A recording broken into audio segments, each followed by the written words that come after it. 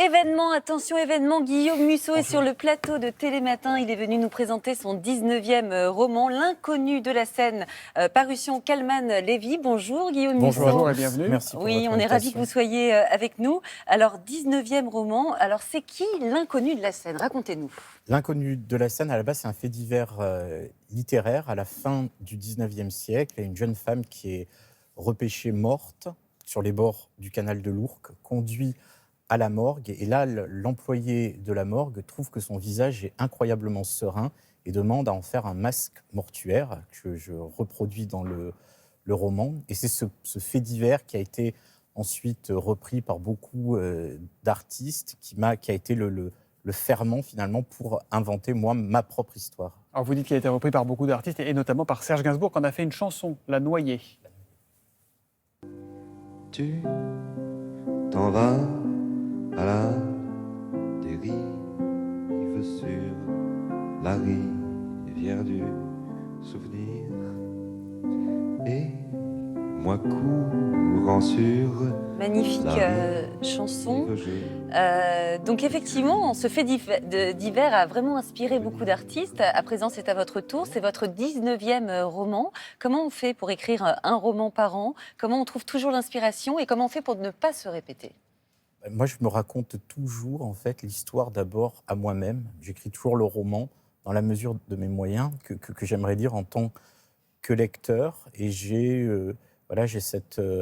une sorte de routine de travail. J'accompagne le matin mes enfants à l'école et je vais travailler dans un atelier de 9h du matin à 19-20 heures. Et donc, Stephen King disait, voilà, pour arriver à écrire, il faut fermer une porte. Fermer une porte, ça veut dire trouver un moyen de s'abstraire de sa propre réalité pour partir dans son monde imaginaire. Est-ce que c'est ce que vous faites avec des horaires de travail très précises, hein? Oui, mais pour pouvoir vraiment avoir à la fois une vie professionnelle et une vie familiale et que les deux n'empiètent pas. Alors on se demande comment font les écrivains à chaque fois pour partir. Là vous partez donc de ce fait divers et ça donne un gros livre. Nous on a tous des fois des idées, on se dit tiens je pourrais écrire un livre peut-être, puis au bout d'une page et demie on est complètement bloqué. Comment vous faites vous notez sur un papier, vous êtes sur l'ordinateur, comment vous faites? Des idées en fait qui maturent depuis de très très longues années, donc j'ai chaque fois une vingtaine de thèmes, de débuts d'histoire. Par exemple, pour celui-là, la première idée remonte à il y a une douzaine d'années, où j'avais ce début d'histoire. La brigade fluviale repêche une jeune femme nue, amnésique, qui est conduite à l'infirmerie de la préfecture. Et après, vous prenez des notes, c'est ça Et après, petit à petit, c'est dans votre tête. Alors, vous pouvez prendre des notes, vous pouvez en parler. Il y a beaucoup voilà, vous racontez l'histoire à vos copains, à vos proches. Vous voyez comment ils vous renvoient la balle. Donc oui, tout ça, c'est un travail souterrain de maturation. Alors en tout cas, ça marche bien, votre travail de maturation, puisque vous êtes le Français le plus lu depuis 10 ans. Vous avez vendu plus de 30 millions d'exemplaires. C'est incroyable, traduit dans 40 langues. Oui, ça file le vertige. Franchement, est-ce qu'on regarde encore les chiffres au 19e roman quand on est Guillaume Musso? Est-ce qu'on se met la pression en disant le dernier a fait tant de milliers d'exemplaires? Non, absolument pas. C'est pas du tout comme ça qu'on écrit. Puis si vous commencez à penser à tout ça au moment où vous écrivez plus parce que sinon la pression est trop forte. Et écrire, c'est un travail artisanal et le résultat de ça, c'est que finalement, parfois, vous avez comme ça des œuvres qui fédèrent des publics très, très, très différents qui viennent vous lire pour des raisons différentes. L'adolescent de 15 ans qui me lit parfois parce qu'il aime Stephen King n'est pas le même que le prof de français qui, là, va dire « Ah ben oui, l'inconnu de la scène, ça me rappelle Aragon ou la grand-mère qui l'achète pour offrir à sa petite fille. » Pendant que vous écrivez, vous y pensez, vous dites « Attention, il faut que je sois accessible à tout le monde, à l'ado comme au prof ». Surtout pas. Non. Voilà, je me raconte l'histoire à moi-même en disant « Voilà, si ça me plaît, peut-être que ça plaira aux autres ». Bon, alors le suspense, on a compris, c'est votre passion. Ça vous vient d'où, en fait, cet amour du suspense?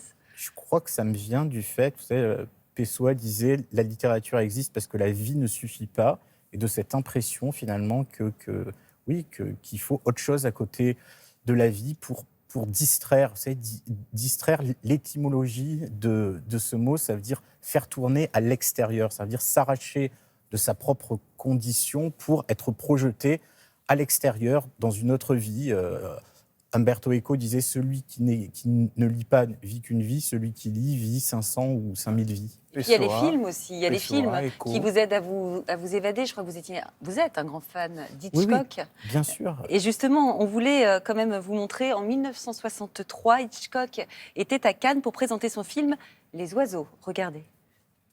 C'est Hitchcock qui a ouvert le feu avec sa vedette Tippi Hedren et son film Les Oiseaux. Et voici comment les oiseaux se vengent.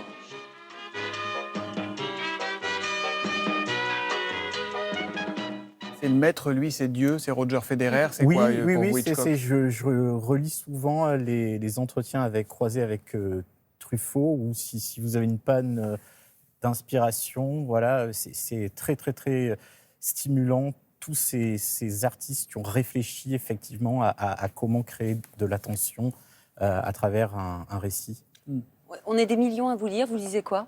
Moi, je lis absolument de tout. J'ai une mère qui m'a élevé en me disant, voilà, elle lit aussi bien Flaubert que Barjavel ou Pagnol, et cette absence de snobisme me structure, et j'essaye de faire passer cette idée quand j'élève mes Mais là, enfants. le livre qui est sur votre chevet, là, en ce moment, c'est quoi? C'est un livre qui s'appelle Mon mari, aux éditions de l'Observatoire, de Maude Ventura, qui raconte l'histoire d'une femme qui, après 15 ans de mariage, est toujours amoureuse folle de son mari, comme au premier jour. C'est une fiction, donc. Oui, Non, oui, oui, bien sûr. C'est un message à faire passer, peut-être? Non, pas du tout. Merci.